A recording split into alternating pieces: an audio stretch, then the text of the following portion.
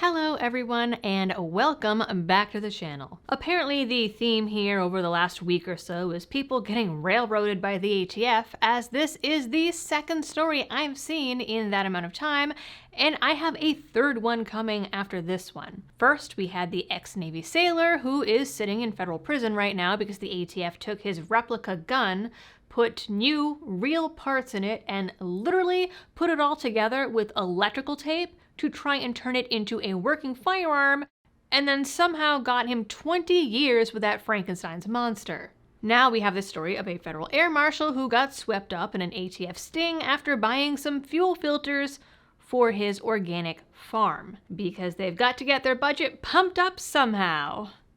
David Schieferl, whose name I could be butchering, his story began in December of 2020 when he was called into work at the Federal Air Marshal's office on his day off. He walked in to find out he was being interrogated, while, unbeknownst to him, dozens of federal agents across multiple agencies sat outside his 5-acre organic farm in Florida, waiting in their cars, on ATVs, and even in a helicopter, waiting for the signal to raid his property. Apparently, this was one of the many raids conducted under Operation Silent Night, a joint endeavor between the ATF and Homeland Security to keep, quote, dangerous weapons off the streets and away from criminal organizations, mostly in the form of seizing illegal suppressors people bought off Chinese websites. To my understanding, 9 times out of 10, these illegal suppressors, which shouldn't even be illegal in the first place, were fuel filters and solvent traps that need holes drilled in them to actually work as suppressors. Nonetheless, as we've seen from several cases that I've covered,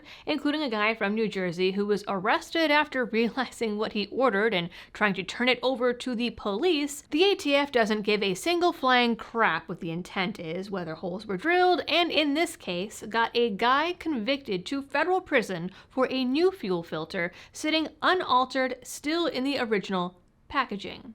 Schieferl says that he never bought a silencer, as the ATF called it, and in fact, in all the court documents, they call it a silencer rather than even a suppressor. He bought an air compressor, laser pointers, a carbon fiber air tank, and a dozen filters to use on his fuel and water tanks at the farm, as his fuel and irrigation system was home built. He says that because of his farm, he often buys things in bulk of new tools or items he thinks might be useful someday, and those tubes were an example of that. But before I tell you all about how exactly they railroaded this guy and the farce of a trial that happened later, this video is brought to you by Home Title Lock. Did you know that American homeowners have over $32 trillion in equity? And criminals are targeting it with a growing scam the FBI calls house stealing. Scammers can transfer your title out of your name using a one-page document they file at the county, then they can take out loans against it or even sell it behind your back, all with forms easily found online. And the scariest part is you won't find out about it until collection or foreclosure notices start arriving in your mailbox, leaving you with a financial and legal nightmare. The best way to protect your equity is with Home Title Lock's exclusive $1 million triple lock protection. This service offers 24/7 monitoring, urgent alerts, and if fraud should occur, their US-based restoration team will spend up to $1 million to fix the fraud and restore your title. So when was the last time that you checked on your title? If you're like me, the answer is never, because I didn't even know that this scam is possible. And that is exactly what scammers are counting on. That's why I have partnered with Home Title Lock to offer you all a chance to make sure that you are not already a victim. When you use my promo code LD30 at HometitleLock.com, you will get 30 days of free protection and a free title history report to lock in on your peace of mind. And be sure that you check out the $1 million triple lock protection details when you get there. That is my link down in the description, HometitleLock.com, promo code LD30. Schieferl says that he ended up on the Chinese website because the prices were lower than Amazon, but investigators claimed the site was an illegal silencer trafficker. And again, I know, silencer. I'm going by what they say in the court documents. Homeland Security told him that there was a search warrant going down at his home.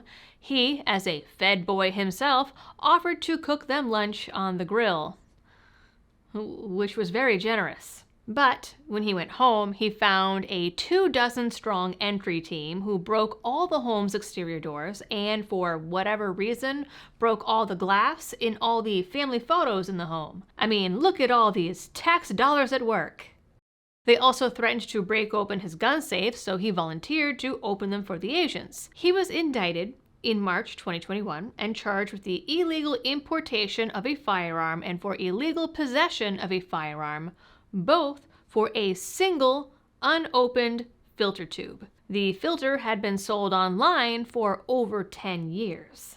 He faced 20 years in prison over the charges and $750,000 in fines. He also lost his top secret security clearance and therefore his job. Now, he paid $50,000 in legal fees alone, plus expert witnesses at $30,000 each. His lawyer filed a motion to suppress the search warrant as it was a search warrant for silencers and not fuel filters. Schieferl said the government had 5 lawyers, all who refused to address the fact that the filter was not, in and of itself, a suppressor. None of the other filters had been milled out or drilled into, none were stored on firearms or in gun safes. He never even thought that it would go to trial.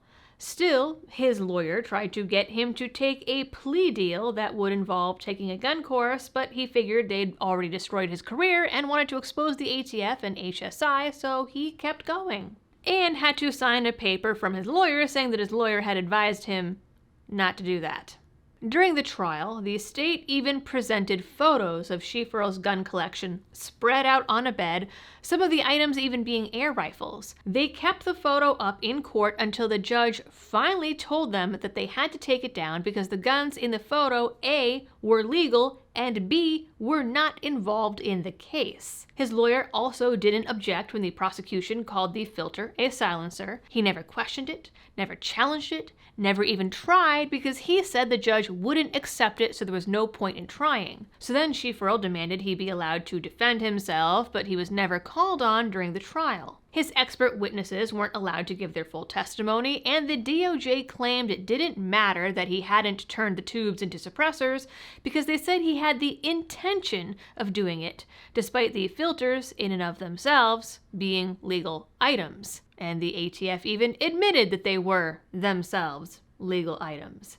He also said that he had wanted to make it a Second Amendment case from the start, but his lawyer told him that that was arrogant and wouldn't even let him present all the other purchases he'd made from the website. The Miami jury found him guilty on both counts, and he was sentenced to 8 months in federal prison, 10 months of house arrest, and 3 years of probation. He was given 3 days to get his farm in order before going to prison, where he spent his first week in solitary due to his status as former law enforcement. Schieferl appealed based on the ATF not having probable cause for the search warrant, the government failing to prove the elements of the charges, and protection under the Second Amendment. The courts rejected his appeal, saying that search warrants are issued under good faith, and said that he could not be acquitted because legally the word firearm includes silencers and firearm mufflers, and a firearm muffler includes any combination of parts that can be designed or redesigned to muffle a firearm. Never mind that that includes a lot of different things, but the ATF took his fuel tube and turned it into a suppressor that muffled the sound of the gun by over 17 decibels, and so case closed? The court said that the government only needed to prove that suppressors are NFA items, not that Schieferl knew the item could be made into a suppressor or might even be an NFA item. Really, all the jury had to conclude was that Schieferl knew the products came from outside the United States, and that was merits enough to convict, according to the courts. The courts also said that the evidence had to be considered in the most favorable light for the government. He tried to take it up to the Supreme Court, who declined to hear the case. Now he's trying his final route of trying to prove his lawyer was ineffective, which sounds valid, but where that will go, we have no way of knowing. So that is it for this video. Shout out to Lee Williams over at the Second Amendment Foundation and the Investigative Journalism Project, who is uncovering all of these cases and reporting on them. I Googled this guy to get more information, to try to find how to properly say his name, and there is nothing out there aside from the court documents and the write-up from the Second Amendment Foundation. So there are crickets out there about this guy. So that being said, there is no GoFundMe or GiveSendGo, anything like that that I know of to try to help him. And unfortunately, so far, this guy is batting at zero.